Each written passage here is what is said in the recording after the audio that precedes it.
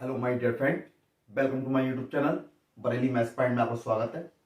तो जैसा कि हमारा सेट चल रहा है, सेट नंबर 324 एजेड, जिसका क्वेश्चन नंबर 3 करेंगे, क्योंकि पहला क्वेश्चन और क्वेश्चन नंबर 2 मैं पिछली वीडियो में करा चुका हूं, जिसका लिंक आपको डिस्क्रिप्शन में मिल जाएगा। तो बढ़ते हैं क्वेश्चन नंबर 3 की तरफ। उससे पहले मेरे चैनल पर जो भी कोई नया हो, चैनल को सब्सक्राइब करना ना भूलें और वीडियो को लाइक करें, शेयर करें, कमेंट करें। तो देखिए, बढ़ते हैं क्वेश्चन की तरफ। निम्नलिखित सभी खंडों को हल कीजिए। पहला खंड दिया है, यदि y is equal to e a cos inverse x comma -1 is less than equal to x is less than equal to 1, यानी x की वैल्यू -1 से ग्रेटर देन है, 1 से कैसी लेस देन है। तो सिद्ध कीजिए, आपको ये प्रूफ करना है। तो प्रूफ करना है तो देखिए, सबसे पहले हमें करना क्या होगा, बहुत ही आसान है। 2 नंबर में दिया गया, सबसे पहले जो दिया गया नोट कर लेंगे।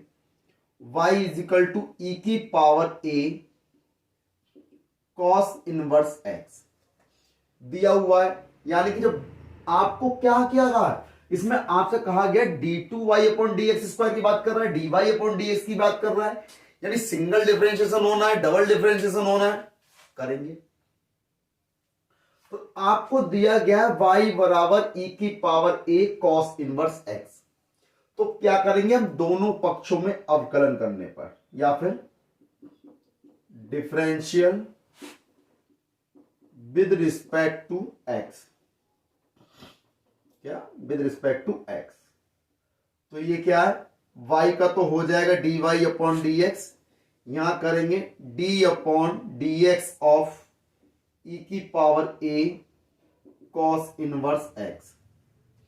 तो देखें dy upon dx is equal to, जब e की पावर x, इतने पूरे पार्ट को हम क्या मान लेंगे, x मान लें। तो e की पावर x का कितना होता है, e की पावर x। तो ये क्या हो गया, e की पावर x। अभी तो हमने e का ही तो करा, e की पावर का, अब इसका करेंगे। तो जो बचा d upon dx of a cos inverse x। ठीक, अब a तो इसमें कांस्टेंट है, तो dy upon dx is equal to, a constant है, मैंने पहले ले लिया, ये रहा e की power a cos inverse x। तो d upon dx of cos inverse x, d upon dx of cos inverse x। तो cos इनवर्स x का आप जब अवकलन करेंगे तो a e की power a cos inverse x। तो cos इनवर्स x का अवकलन क्या होता है, माइनस का 1 upon under root 1 minus x square. तो ये क्या, dy अपॉन dx निकालना है। तो अब देखें dy अपॉन dx, देखो ये तो a रहा, इतने पार्ट को क्या कहेंगे हम, y। देखो ये लिखा है, तो ये हो गया a, ये हो गया y, माइनस साइन ये रहा, माइनस हमने ये लगा दिया, अपॉन में कितना है, under root 1 minus x square. तो ये किसकी वैल्यू आ गई, dy अपॉन dx की वैल्यू आ गई। यानी dy अपॉन dx कितना हो गया, माइनस का ay बटे under root 1 minus x square. अब क्या करेंगे, इसे इक्वेशन नंबर 1 लिख दो, इसको इधर ले आओ, under root 1 minus x square dy upon dx is equal to minus का ay, again differential with respect to x, again differential with respect to x। तो अब ये फर्स्ट पार्ट है, ये सेकंड पार्ट है, या एक काम करो, इसे फर्स्ट पार्ट कर लो, इसे सेकंड कर लो, ये सेकंड हो गया, ये फर्स्ट पार्ट हो, किसी को भी कर सकते हो, फानस से जाएगा उसके। तो फर्स्ट पार्ट ऐसे ही, सेकंड का इंटीग्रेशन, या सेकंड पार्ट ऐसे ही फर्स्ट का इंटीग्रेशन कर लो, क्योंकि जो आपका इंटीग्रेशन का फार्मूला होता है भाई, डिफरेंशियल का, सॉरी, तो D upon D x of first u into B मान लो, u इंटू बी, तो u ऐसा ही D upon D x of B plus B ऐसा ही D upon D x of u। तो इस प्रकार से ये क्या होता है, इसके गुणनफल का फॉर्मूला होता है। तो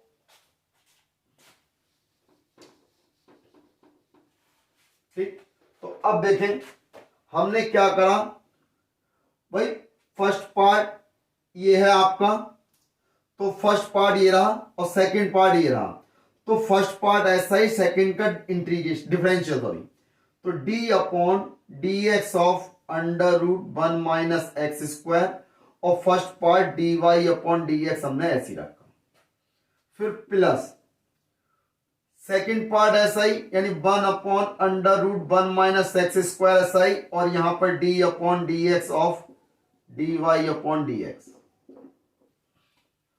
और यहां पर माइनस का ए कांस्टेंट है, वाई का करोगे यानी कि d upon D x of y. तो देखो यहां अंडर रूट का करेंगे 1 upon 2 under root 1 minus x square हो गया, अभी तो अंडर रूट का करा है, अब कितना बचा, d upon D x of 1 minus x square, D Y upon D x आपका ये रहा, प्लस अब यहां पे under root 1 minus x square, ये जब इसका करेंगे कितना हो जाएगा, d two Y upon D x square, और इज इक्वल टू माइनस का ए, ये कितना हो गया, d Y upon D x हो गया। अब देखें 1 का 0 हो गया, एक्स स्क्वायर का हो जाएगा माइनस के 2x अपॉन में 2 under root 1 minus x square D Y upon D x, plus under root 1 minus x square D two Y upon D x square is equal to minus का A D Y upon D X. ठीक, 2 से 2 cancel हो जाएगा। अब देखें space थोड़ा कम है तो इधर तरफ कर देता हूं मैं,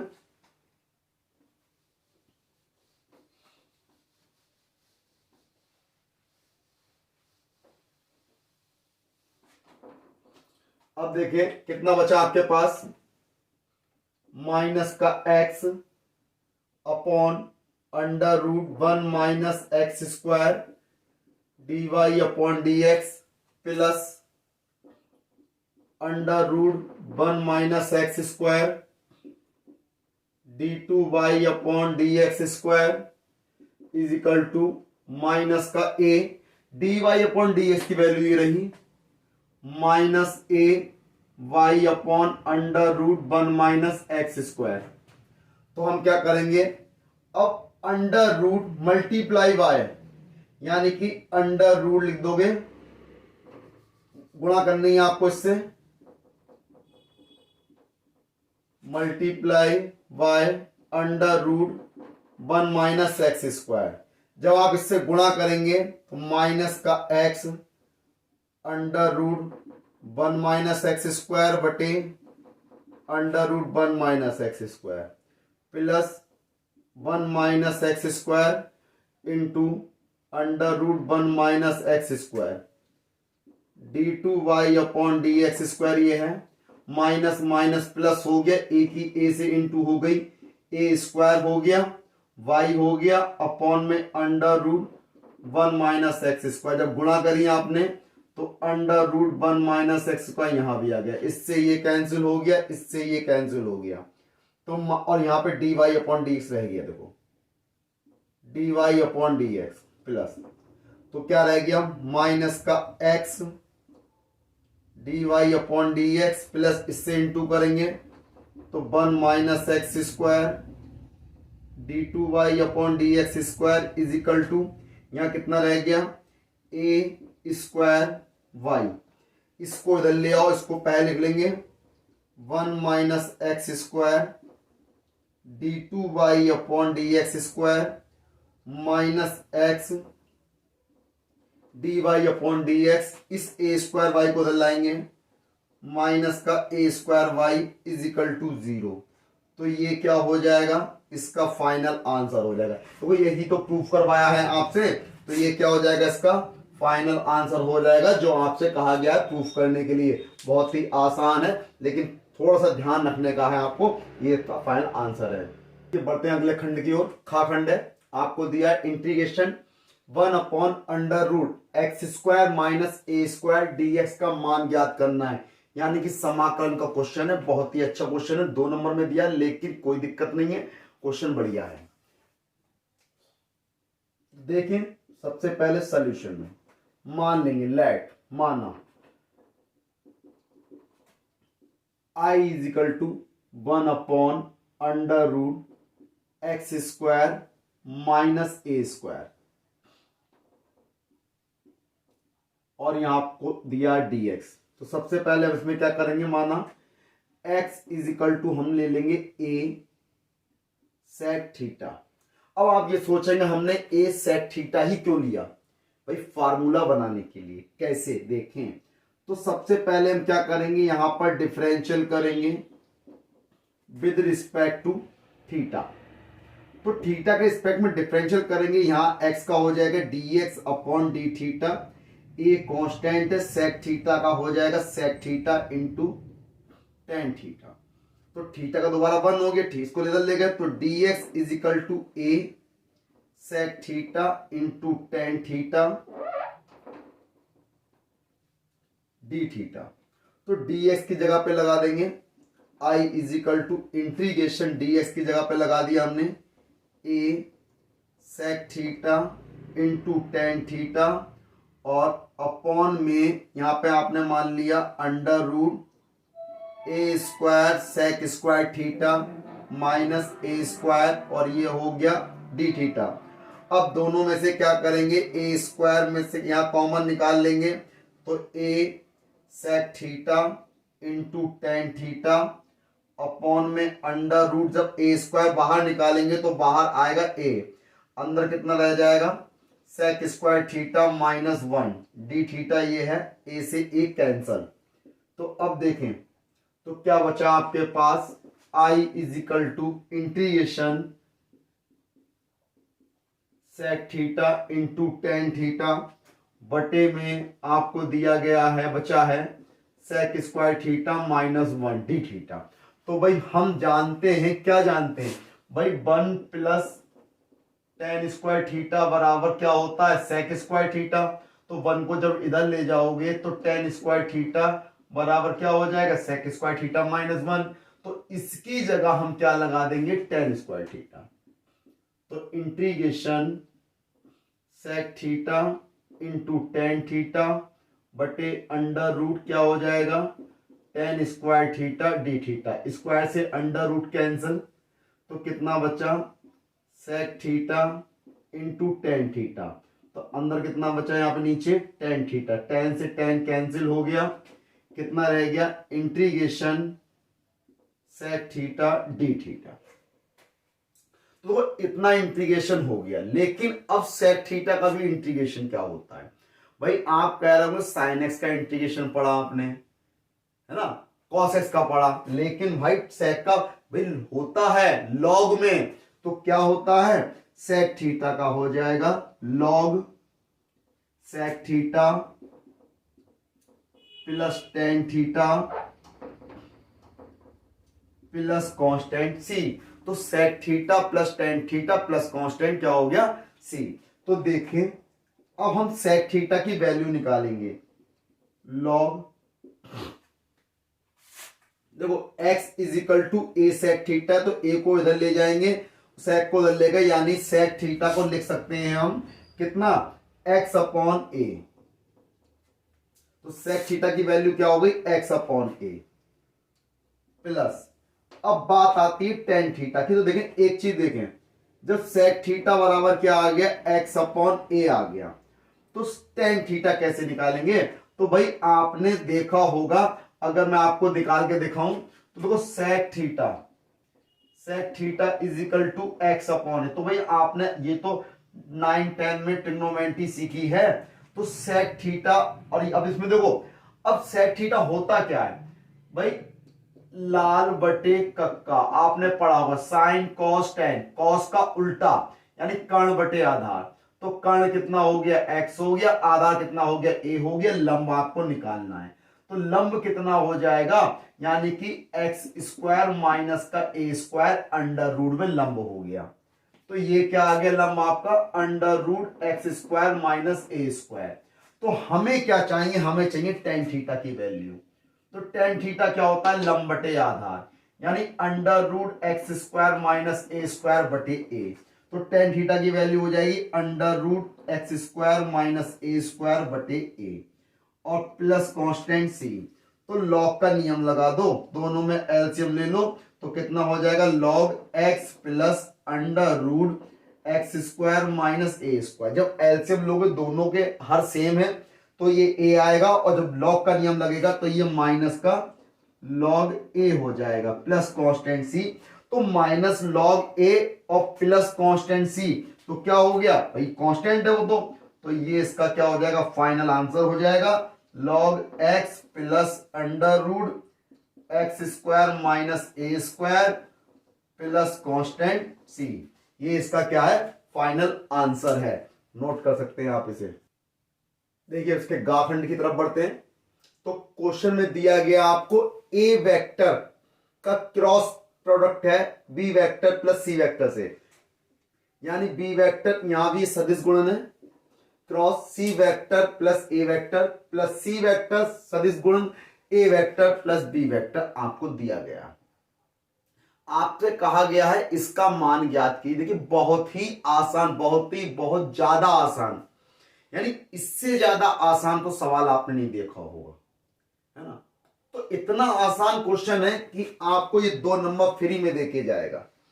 कैसे देगा, तो देखिए सबसे पहले देखें, सबसे पहला काम आपको क्या करना, क्वेश्चन को नोट कर लेना है। तो a vector cross b vector plus c vector plus b vector cross c vector plus a vector plus c vector cross a vector plus b vector. आपको इसका मान निकालना है। तो मान निकालना, तो सबसे पहला काम क्या, आपको इसका क्रॉस प्रोडक्ट कर देना है, यानी क्रॉस मल्टीप्लाई क्या, सॉरी करो, क्रॉस गुणन, यानी क्रॉस मल्टीप्लाई नहीं होता है आपका, इसका क्रॉस प्रोडक्ट होता है। क्योंकि आपने पढ़ा होगा, देखो सदिश में क्रॉस प्रोडक्ट होता है, डॉट प्रोडक्ट होता है, यानी सदिश गुणन और अदिश गुणन। तो कैसे करेंगे, तो ए वेक्टर की बी वेक्टर से करोगे, a vector cross b vector plus a vector cross c vector plus b vector cross c vector plus b vector cross a vector plus c vector cross a vector plus c vector cross b vector. ये आपको दिया गया है। अब देखिए सबसे पहली चीज साइक्लिक क्रम एक तरीके से बताएं आपको। अगर कोई जैसे घड़ी है तो वो देखो ऐसे घूम रही है, ऐसे आएगी, ऐसे आएगी, यानी कि ये ए, ये बी, ये सी, फिर उसके बाद फिर ए। समझे ना मतलब, यानी जब ये ऐसे घूम रही है, ए से बी, बी से सी, सी से ए, क्लॉकवाइज, तो अब देखें ए से बी की ओर, यानी ए क्रॉस बी सीधा है, तो ए से बी की गुणा हो रही है, यानी सीधा है ए क्रॉस बी, यानी ए क्रॉस बी आपका सही लिखा है। फिर बात आती है ए क्रॉस सी, ए से सी, ये तो उल्टा हो गया, तो इसको सीधा कर लेंगे, क्या लिखेंगे, सी क्रॉस ए। लेकिन सदिश में जब ये पलटते हैं तो ये चिन्ह बदल जाते हैं, तो ये क्या हो जाएगा, सी क्रॉस ए तो हो जाएगा, लेकिन ये प्लस की जगह माइनस आ जाएगा। ठीक, फिर प्लस बी क्रॉस सी, भाई सीधा है, बी से सी की ओर जा रहा है, सही है, बी क्रॉस सी प्लस, अब बी क्रॉस ए है, भाई बी से ए, ये तो उल्टा जा रहा है, यानी कि सीधा करना पड़ेगा भाई। तो सीधा करेंगे तो ए क्रॉस बी करने के लिए माइनस हो जाएगा, a cross b plus c cross a, सही है, सी क्रॉस ए वेक्टर हो गया, अब ये सी से बी है तो ये भी बी से सी होना चाहिए, तो माइनस का b vector cross c vector. अब देखो a vector cross b vector से माइनस का a vector cross b vector cancel, minus के c vector cross a vector से प्लस का सी वेक्टर ए क्रॉस खत्म, b vector cross c vector से minus का b vector cross c vector खत्म। तो भाई कितना बच गया, तो भाई 0 बच गया। तो ये क्या है, इसका आंसर है, फाइनल आंसर। कितना आसान क्वेश्चन है, बस क्या करना, सब काट के 0 कर देने हैं, है ना। तो ये क्या है, इसका तीसरे का घ खंड है, और जो तीसरे का लास्ट घ खंड है वो आपके एनसीईआरटी सिलेबस से हटा दिया गया है। तो ये इसका आखिरी क्वेश्चन हो गया क्वेश्चन का। तो क्वेश्चन नंबर 3 आपका ये कंप्लीट हो जाता है। अगली वीडियो मिलेंगे नए क्वेश्चन नंबर 4 के साथ। तब तो मेरे चैनल पर बने रहिए, वीडियो को लाइक करिए, शेयर करिए, प्यार कमेंट करिए। जय हिंद साथियों।